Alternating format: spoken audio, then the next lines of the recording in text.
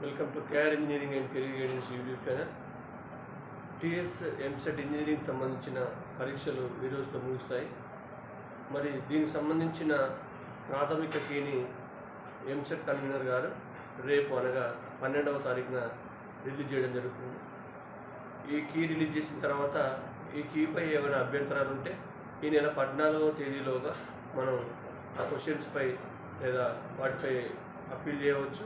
14వ తేదీలోపు అప్పీల్ చేస్తే వాటిని పరిశీలించి మళ్ళీ ఎంసెట్ వారు తుది నిర్ణయం తీసుకుంటారు.